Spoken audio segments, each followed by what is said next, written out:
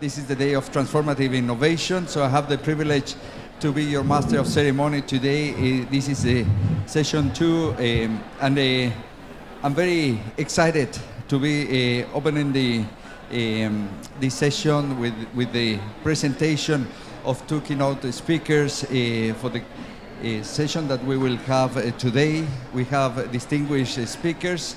I would like to introduce Gerd Müller. He is the Director General of the United Nations Industrial and Development Organization, UNIDO, as of 10 December 2021. He has various leadership positions from an early stage in his career following his tenure as a member of the European Parliament. He also was appointed Parliamentary and State Secretary at the Federal Ministry of Food, Agriculture and Consumer Protection in 2005. In 2013, he was appointed Federal Minister of Economic Cooperation and Development in the German government. And Mr. Müller has many years of experience in the field of multilateral cooperation, sustainability, sustainable management, and innovative agriculture. Implementing the 2030 Agenda for Sustainable Development, he's also been engaged with the Paris Agreement on Climate Action, the Convention on Biodiversity, Biological Diversity, and the Beijing Declaration on Gender Equality are his key areas of interest. I'd like also to introduce our second keynote speaker of today. This is Professor Jeffrey Sachs. Thank you, Professor, for being with us today. And Professor Sachs is a university professor and director of the Center of Sustainable Development at the Columbia University, where he directed the Earth Institute from 2002 until 2016. He's president of the UN Sustainable Development Solutions Network and is also chair of the Lancet COVID-19 Commission. He's also a co-chair of the Council of Engineers for the Energy Transition, commissioner at the UN Broadband Commission for Development, academicians, and the Political Academy of Social Sciences at the Vatican. And he also contributes with the Tansari Jeffrey Keck Honorary Distinguished Professor at Sunway University. He has been a special advisor to the 3 United Nations Secretaries General and currently serves as a SDG advocate under the Secretary General Antonio Guterres. I'm very pleased to introduce Mr. Gerhard Müller and invite him to deliver his keynote speech. Professor Müller, the floor is yours.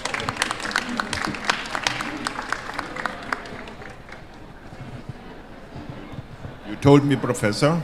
Okay. Professor Müller. Thank you so much, Excellency, distinguished guests. I'm the Director General of UNIDO, that is the UN Organization for Sustainable Industrial Development. Industrialization, that is our issue, sustainable. And I would like to thank you all. Thank you for coming. And especially thank Professor Jeffrey Sachs with his wife. He's here with his wife. Thank you so much. And we both are in chair and all the engineers on the council today. I also thank the Sustainable Development Solutions Network and the ENGIE Foundation for their support. And I would also like to recognize and thank the members of our council that are present here today. And that was my welcome speech, my greeting to all of you. And now I hand over to Professor Sachs, and I know he is in a hurry because he will leave us for the G20 summit in Indonesia. And therefore, I think we appreciate that you are here, Professor Sachs, and now the floor is yours, please.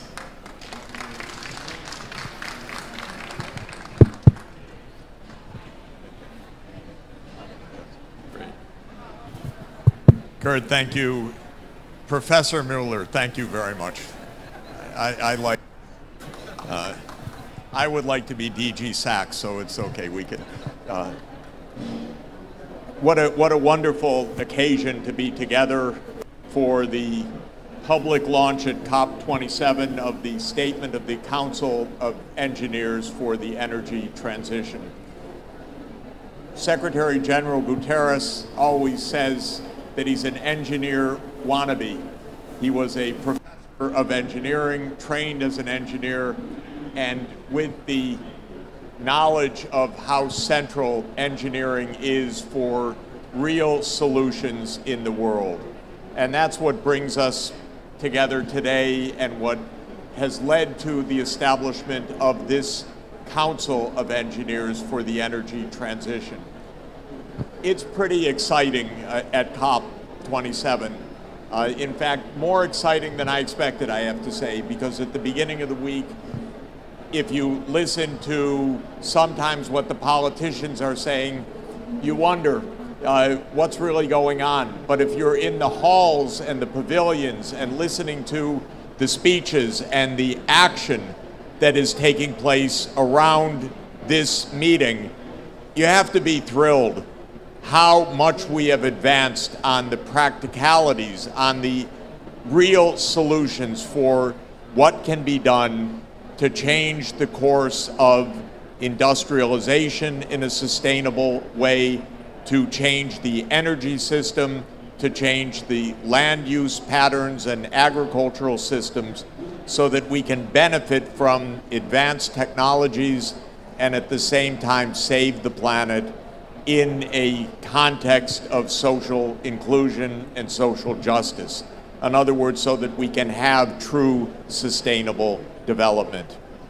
Well, Secretary General Guterres thought it would be important for the UN system and for the world, the member states of the United Nations, the international agencies, the business communities, to have a high-level council of engineers that can help the UN system to understand the underlying technology challenges and solution pathways for decarbonizing the energy system by mid-century.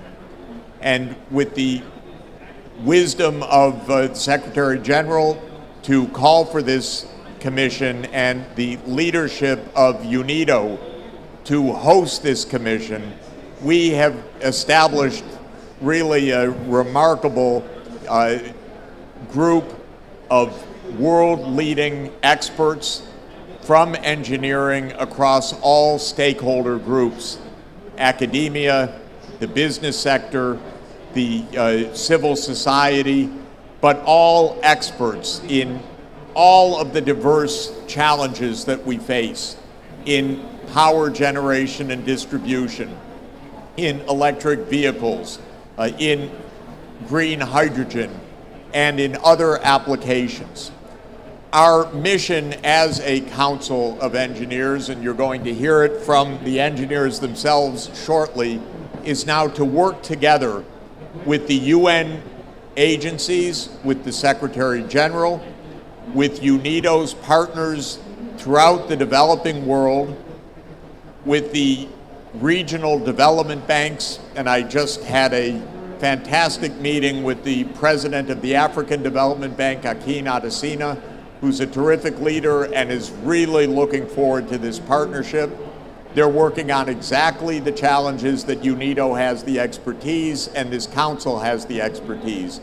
How to achieve electrification across Africa, tap into the renewable energy potential, which is profound, how to use the strategic minerals where Africa has a leading role to play, not only for mining and mineral development, but for industrialization after all, because Africa will be a leader in sustainable development industries in the future, and this council is going to play a key role in helping to work with the African leadership, the AU Commission, the African Development Bank, the member states, to chart that path.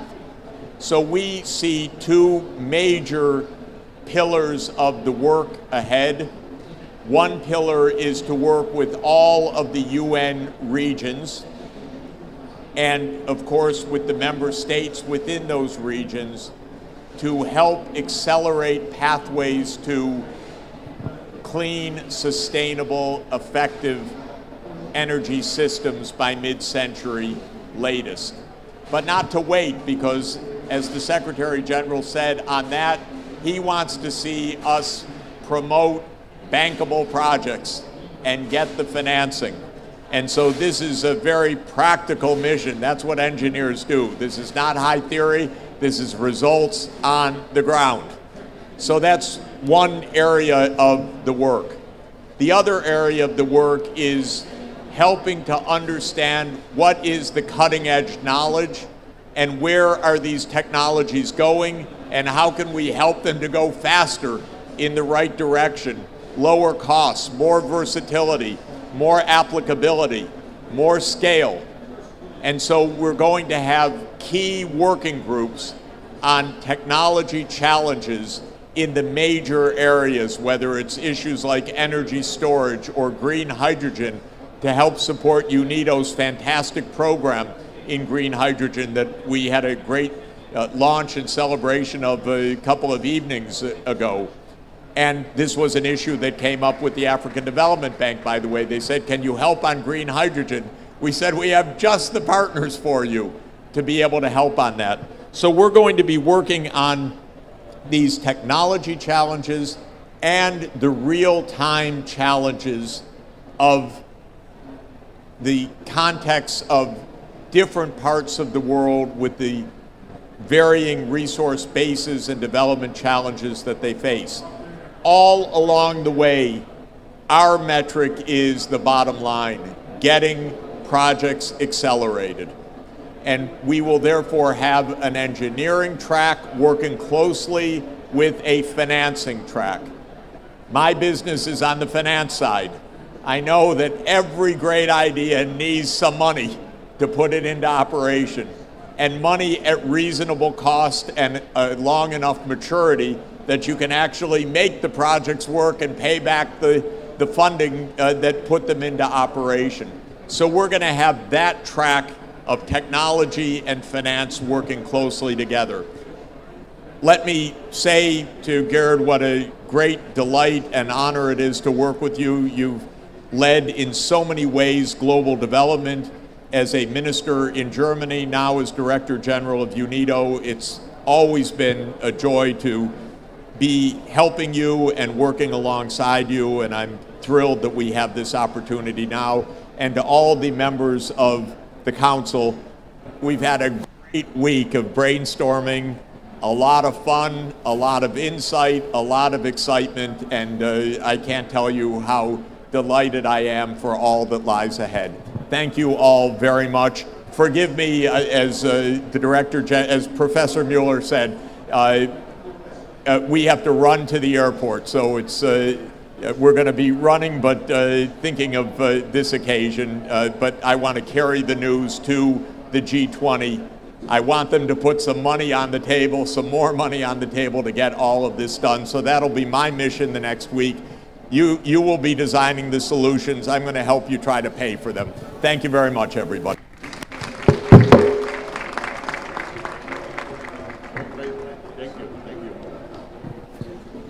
Thank you, Mr. Müller. He's the Director General of the United Nations Industrial and Development Organization. You have the floor. Yeah.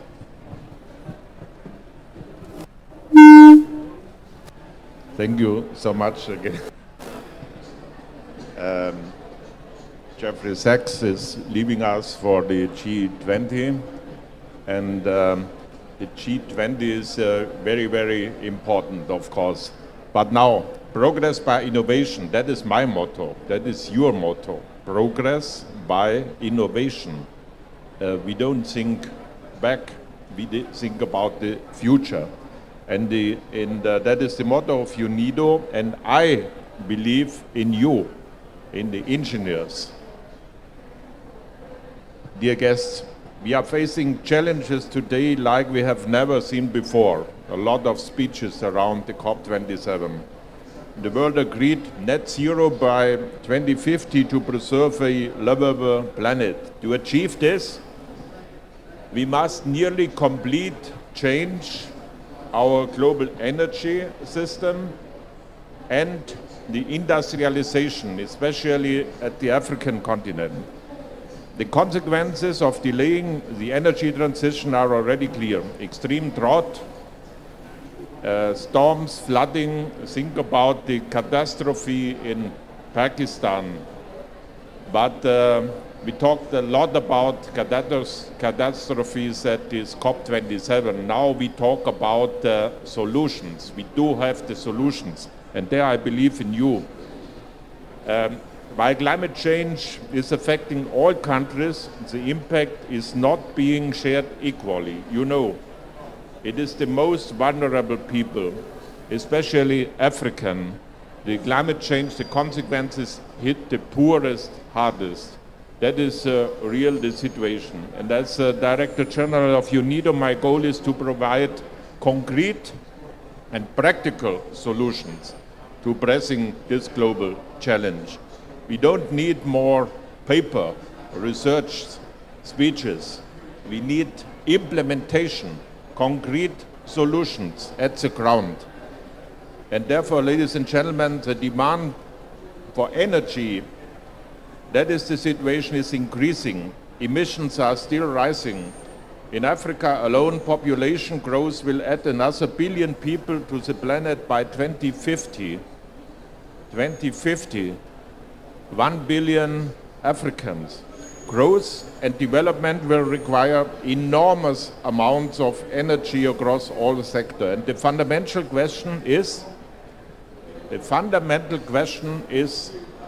for you and for us, how is it possible to decouple economic growth and CO2 emissions? And there is the solution is yours. That's a technical solution. New technologies to decouple the economic growth and the CO2 emissions. How can we increase living standards while reducing our carbon footprint? The answer to this question and the theme of this is decarbonization. Decarbonization is the key to increasing prosperity while responding to the climate crisis. We must ensure production becomes more efficient and that resources are reused where possible. Dematerialization is another question. The average car today, an example, the average car today in US or in Germany or in Brazil, weighs about 2 tons, these big SUVs.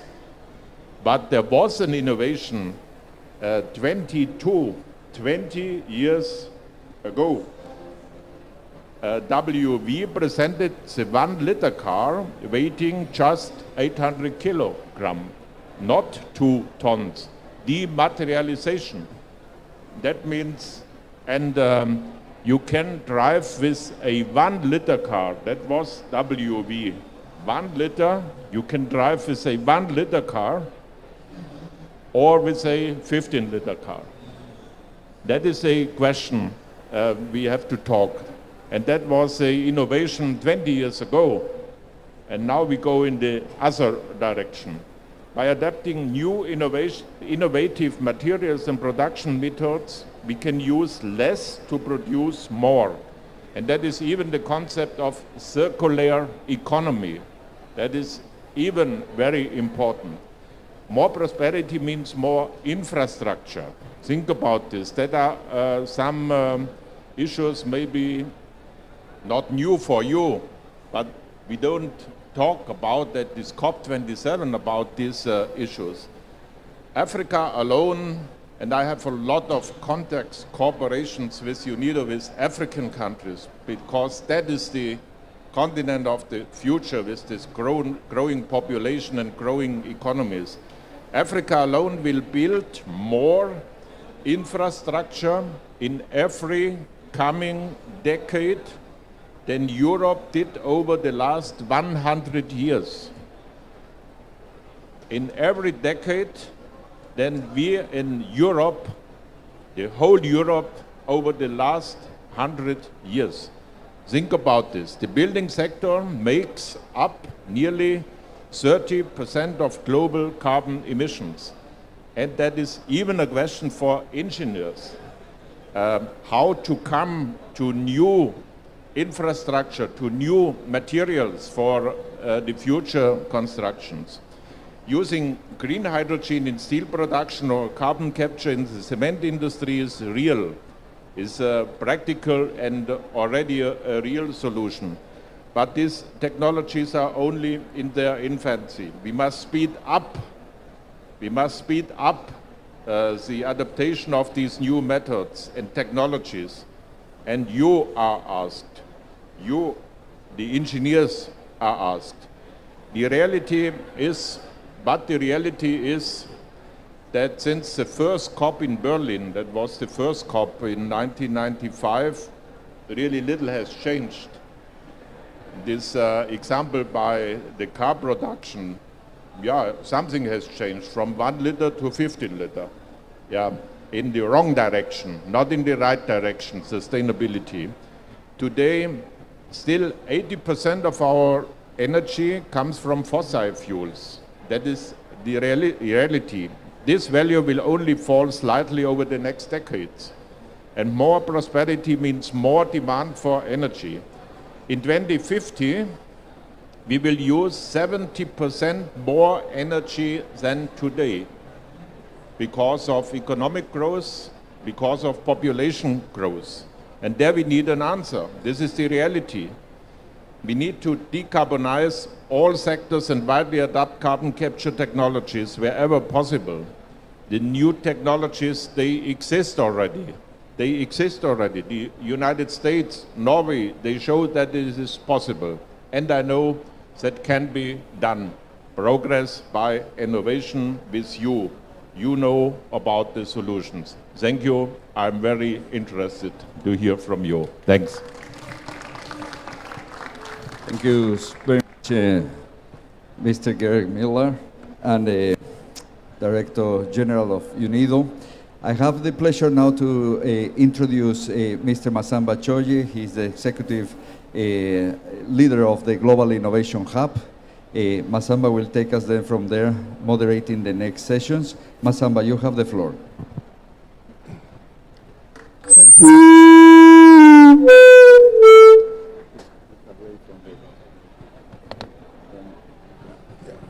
Thank you. Thank you, Carlos. Thank you, Carlos, and again, welcome to all of you. I'm really pleased to have the Global Innovation Hub hosting this very important event organized by the Council of Engineers for the Energy Transition. Myself, I'm an engineer on energy system, and I have also my PhD on energy system, and I have been teaching in the past also how to optimize energy system. So I feel like I'm at home when I'm with you. So I would like, without further ado, to give the floor to Mrs. Semida Silveira so that he proceed to the statement of the launch.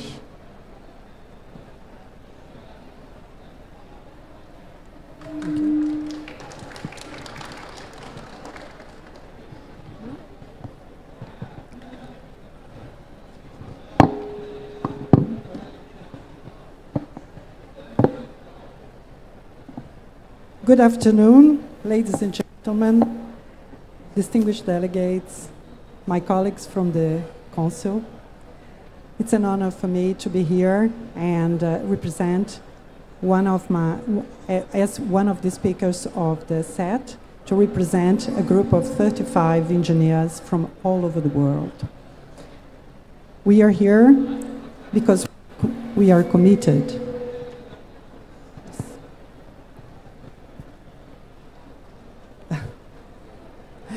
Okay. The sun is shining outside. and we are here together to push for implementation. With the strong support of the Egyptian government that brought us here, so many people, and this engagement, there is no doubt on the engagement. But we also need to make climate change that can be a paralyzing situation into a transformational change. And this is what the CEET is here for. What we are launching today is a first statement, and it's a starting point for our work as a council. It gives some hints of how we want to progress, how we want to make a contribution.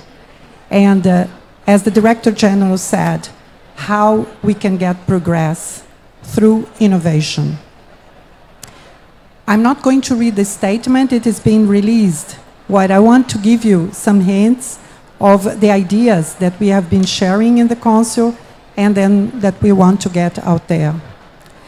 The world needs to move at a very rapid pace and expand the scale to achieve sustainable development goals.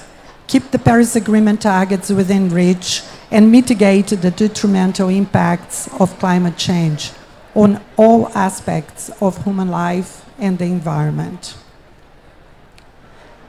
Many clean, efficient, and smart technologies are available today, and they can be deployed on a larger scale to reduce global emissions while simultaneously supporting progress toward universal access to affordable, reliable, and sustainable modern energy. There are several tools that we can use and communities can use around the world to support pathways toward an affordable and reliable low-carbon energy system. And we would like to highlight at this point 3 of them. To reduce energy intensity of the economy, that leverage technologies, data, digitalization, in order to improve energy efficiency while supporting economic growth, industrial development, and prosperity.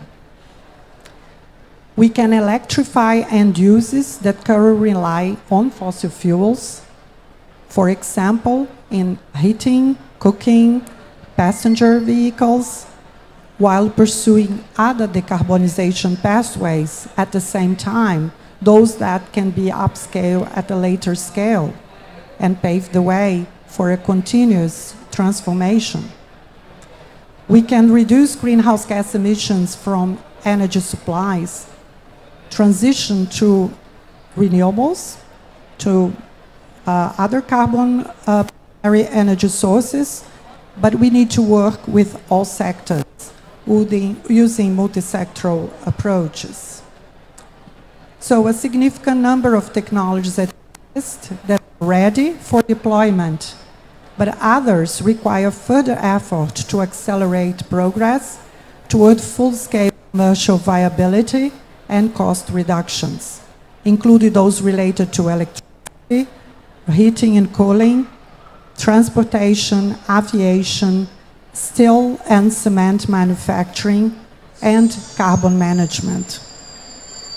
International cooperation around these technologies, as well as major investments in additional innovation, are essential to ensure they can be scaled across the world at needed pace to achieve the objectives of the Paris Agreement. The CEET wants to contribute in this direction, and we want to have impact. For that, we want to collaborate with you. Some ways we want to, in the short run, in the term, prioritize is to identify best engineering and technology practices and pathways to support a just energy transition, identify common opportunities and challenges for financing projects, and develop criteria for determining bankable projects, with attention to the special needs of those countries and regions that lack access to investment-grade market financing. We want to leverage global expertise of the CEET to enhance regional and global collaboration, establish regional knowledge networks and working groups in collaboration with UN country members, academia, establish regional knowledge networks with working groups in collaboration with UN, academics, and other stakeholders. Identify opportunities for partnerships, technology transfer, cooperation, demonstration projects, research and development, and not least information sharing. We want to work together with other agencies engaged in the transformation of the energy systems. And we want to work with in-country stakeholders to identify priorities and develop impartial technology-agnostic roadmaps. These roadmaps will focus not only on key supply and demand technologies, but also on the role of energy efficiency, steps toward a circular economy, developing local competencies and capabilities, and adaptation to utilize existing infrastructure. We want to communicate technical topics in an accessible way, bridging the gap between policy and technology development. And we want to serve as a resource for national decision makers and multilateral institutions that need impartial views. I should add that the Council is devoting time to this work on a voluntary basis. At the moment, we are 35 engineers from all over the world. We are united by our compromise to sustainable development, and we want to give a push to the implementation of solutions as engineers and as citizens of the world. Let's work together for a transformational change that will take us to the pathway that we have agreed upon and designed in the Paris Agreement. Thank you. Thank you, Semida, for this statement launch. Now we will move to the moderated panel. I just would like to summarize some key elements from what I have heard. Professor Sachs gave us an approach that will allow to identify where we need to focus the work, starting from what are the demand for climate and sustainability solution, and also tracking what is going on within the laboratory to identify what are the future breakthrough scientific outcome and anticipate on what type of technology can get out of this. And then Gerd give us some concrete element on how also to identify some of the most transformative type of climate action by going back to the core need that product and services are satisfying and explore how innovation can help satisfy them better. Examples through dematerialization. So, and then finally, Semida insisted on cooperation. This is absolutely needed because the solutions that need to be developed cannot be from one single country or one single entity. Radical collaboration will be needed and transformative change. Now, I will move to the first question to the panelists. And my first question is to Jessica. How can we promote energy solution for differing regional contexts, but that still work within the global supply chain? Jessica, you have the floor.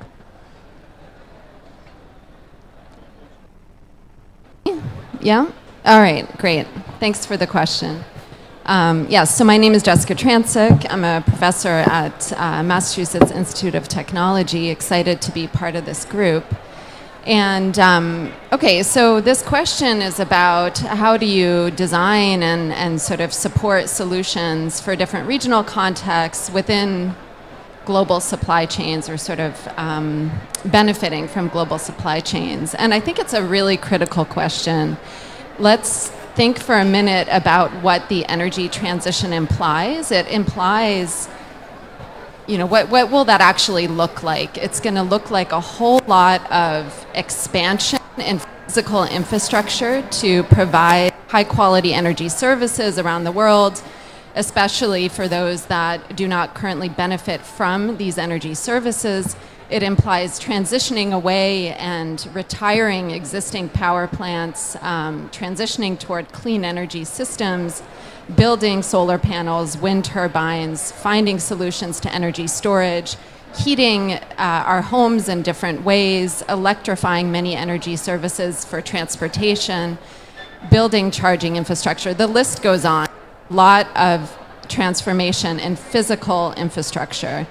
So how will that manifest across different regions? It's going to look very different in different regions. There are going to be common elements. We have a set of low-cost, ready-to-scale tools to support this energy transition. The technologies are there. They're ready to scale. But how they're implemented and the timeline for transitioning, you know, different segments, for example, of transportation to electrified vehicles using electricity, batteries, hydrogen potentially, the timeline for that is going to be different. So, and the ways in which infrastructure is designed should really be matched to how people are moving around in space and time for transportation infrastructure.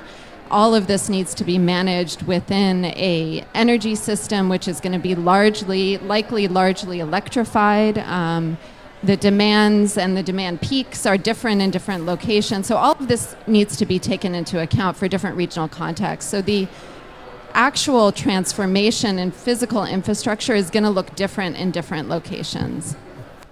And as engineers, we need to understand the context of those local, those local contexts, and design solutions around those local contexts. That's absolutely essential to support a rapid and equitable energy transition.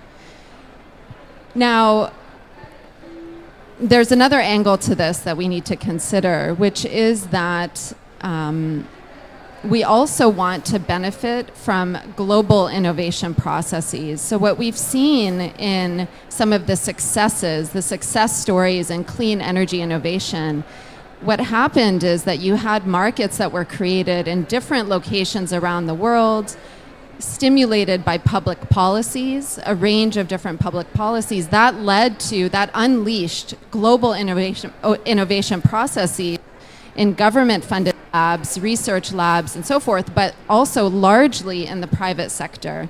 So what you had were global competitive processes that drove down the cost of solar energy by more than 99%. Lithium-ion battery costs have fallen by more than 97%. You know, so these processes were so rapid and so effective because they happened at a global level.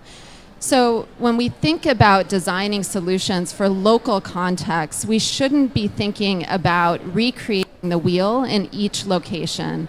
One needs to use these tools that are available around the globe to support this transition, and one also needs to learn about and sort of collect lessons at the global scale about what works for different local contexts, so that the successes can be documented, the failures can be documented, and we can conceive of a technological transition that works. It's adapted to different locations, but it can benefit from global innovation processes. And engineering knowledge, not just of individual devices, but of infrastructures, of energy systems, is really critical for that.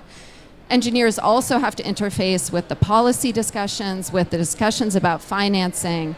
But this is hopefully going to be a rapid transition. That's what we're all here working for. It's a major transition. It needs to be, it's going to necessarily, if it's going to be successful, look different in different locations. But the key is to still tap into processes of global innovation for this process to accelerate this process and really have it unfold in a way that's equitable and also rapid and, you know, ultimately successful? Thank you so much. Learning from the global innovation system and applying it locally, taking into account the context. Thank you so much. Now I would like to give the floor to my next panelist, Mr. Chukwuemeka. I hope I pronounce it correctly. You know, in the global north, the focus is put on decarbonizing economy because all the infrastructure are already in place, and the focus is on emission reduction. If you go to the global south, particularly in countries like Africa, where the infrastructure are yet to be built, and the level of emission is not so high, let's say decarbonization and emission reduction are less relevant. This is more about clean development and avoiding emission. So how can the continent develop and provide flourishing life to its people while being aligned with the climate and the sustainability goal, aligned with biodiversity goal, aligned with land regeneration goal, and being fit within the planetary boundary?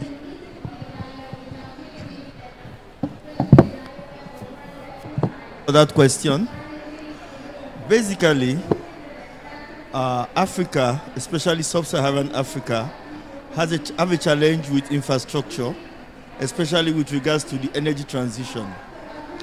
And every engineer, whether in sub-Saharan Africa, in Europe, is trained to do 4 things: to produce goods and services that are affordable, sustainable, cost-effective, and on time. So basically what we can do, especially as a council in this regard, is, which is also captured in our statement, is we need to look for technologies and also products that can be deployed, because sub-Saharan Africa has 2 basic problems: one of energy access and clean cooking fuel. So we need to deploy technologies, we need to deploy practices that will enable us increase access to electricity and to energy, as well as clean cooking services. So as engineers, we need to select based on products that are cost effective, that are sustainable, that can easily be maintained, and will not be things that will have to change over time. Some of the past solutions have always been done in such an ad hoc manner that we find that at the end of the day, when you solve one problem now, you are probably going to solve that problem 10, 20 years later. So these are the solutions we need to look out for. But more importantly, the biggest challenge with sub-Saharan Africa today is education and mindset. 2 particular issues continue to affect us: religion and also our attitude to technology. We want to consume everything. And there's even the fear that what will be rejected by the global north may eventually come down to the global south in the energy transition process. So as engineers, we must also begin to educate people on the fact that selecting technology does not necessarily mean consuming technology from the north, but looking for appropriate, adaptable technology that is useful, that will not only help us solve our major economic problems, but will also put us on the path of a just transition. Thank you. Thank you so much. Appropriate technologies that can be adapted to the context. Very important point. Now I would like to move to my next speaker, Mrs. Mercedes. So we know that in the global north, infrastructure are already in place, and the focus will be on decarbonization. So what are the challenges and opportunities related to this decarbonization, and how actually an effective intersectoral approach can help? Thank you. I hope you can hear me. So, yes.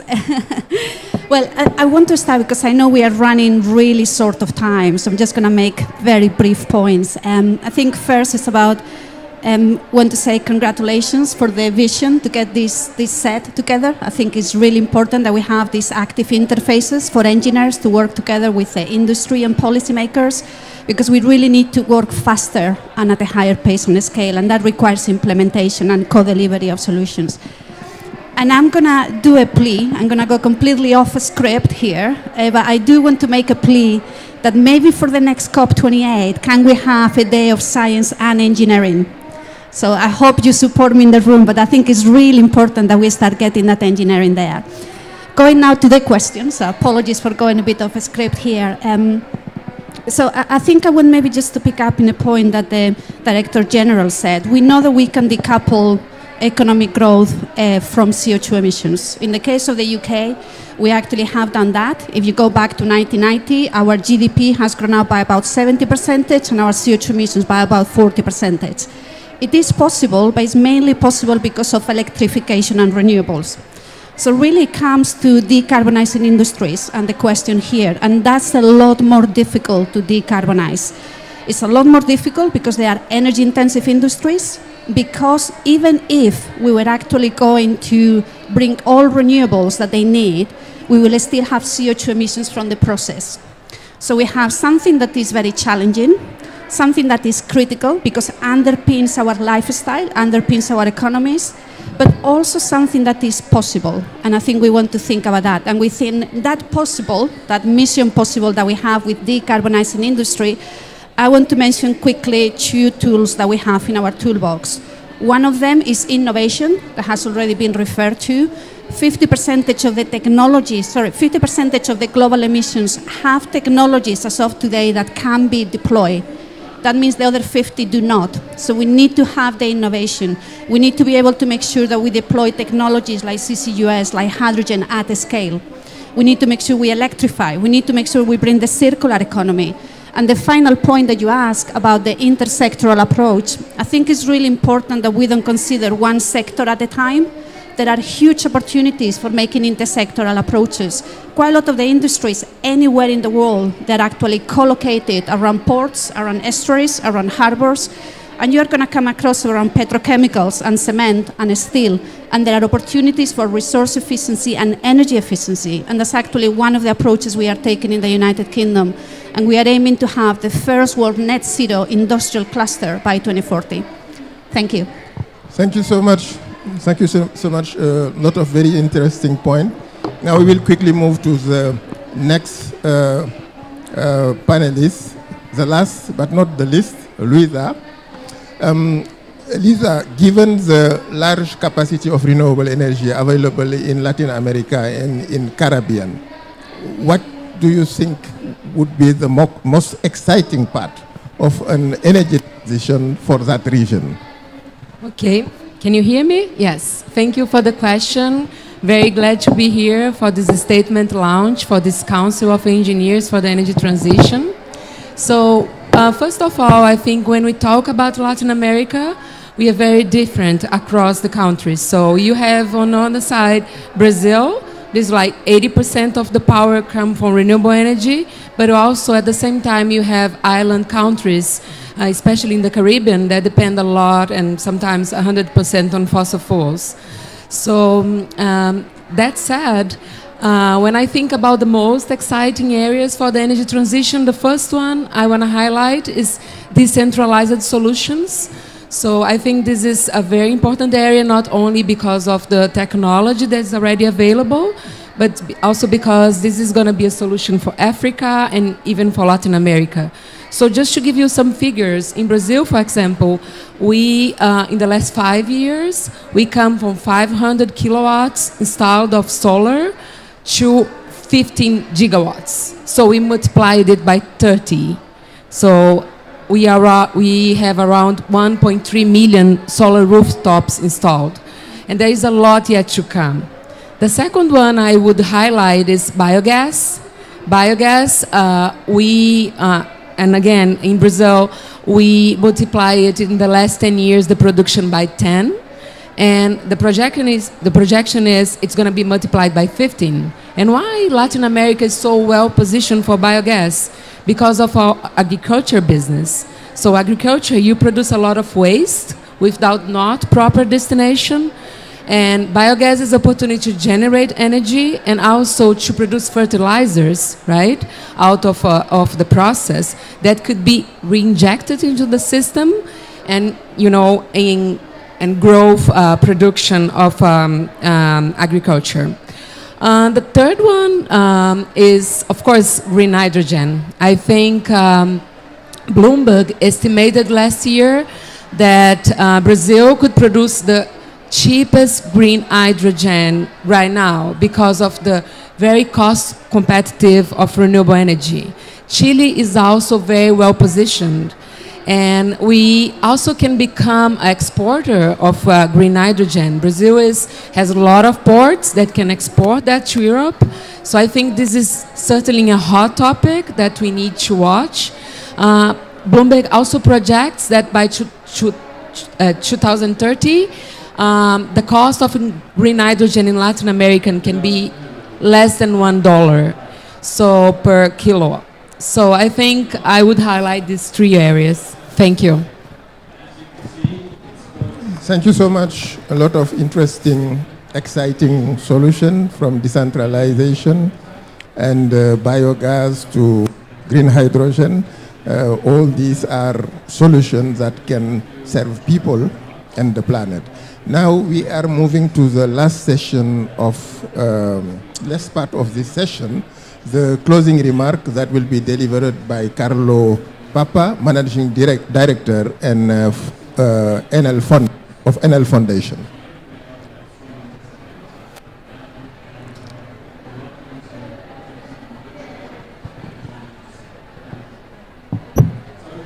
Can you hear me? Okay, I hear myself. Hello everyone, to the friends sitting there and to other people that are following us online. I will be definitely very brief. As NL Foundation, we are very honored to have served as a catalyzer of this initiative. It actually started with a breakfast with Jeffrey Sachs a couple of COP ago. And it's now fantastic to see all of you sitting there in the public and in the panel. And as NL Foundation, we are ready to move forward under the leadership of UNIDO and STSN to serve this initiative. Some of you may have recognized the picture behind me is the cover of The Economist that say we should say goodbye to the 1.5 degree. I am totally against this idea. We should say welcome to the many technical solutions that are already present and help us to serve our fellow citizens, and to the new technologies, mentioning another newspaper that came out this week. If you look at the time in the green energy and sustainability category, you see many inventions and many ideas that will come on stream to help us fight for adaptation and mitigation.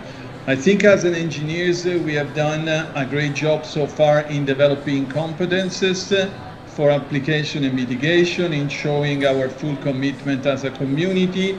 What we could do going ahead is pushing ahead this convergency.